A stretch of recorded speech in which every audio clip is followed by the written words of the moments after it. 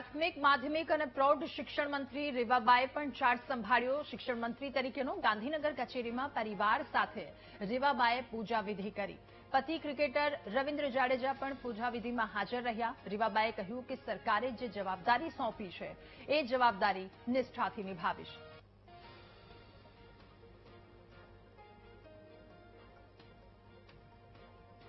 कर सकते हैं उस हिसाब की रिस्पॉन्सिबिलिटीज मंत्रालय के साथ जुड़ी हुई हैं।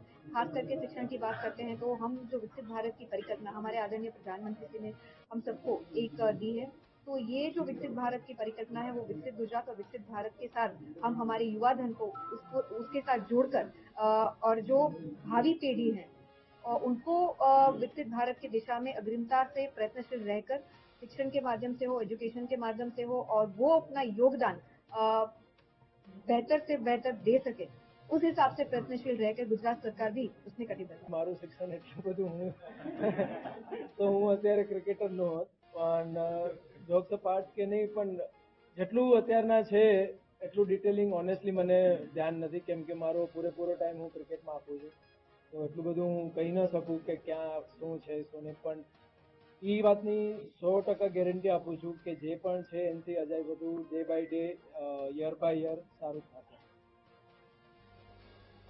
અને મંત્રી પ્રફુલ્લ પાનસેરિયાએ પણ પોતાનો ચાર્જ સંભાળી લીધો છે। પ્રફુલ્લ પાનસેરિયાને આરોગ્ય વિભાગની જવાબદારી સોંપવામાં આવી છે। પ્રફુલ્લ પાનસેરિયા પાસે આરોગ્ય વિભાગનો સ્વતંત્ર હવાલો છે। પ્રોટોકોલ વિભાગના રાજ્યમંત્રી તરીકે તેમને આ જવાબદારી સોંપવામાં આવી છે તો તેમણે પણ પૂજા વિધિ કરી કામગીરી શરૂ કરી।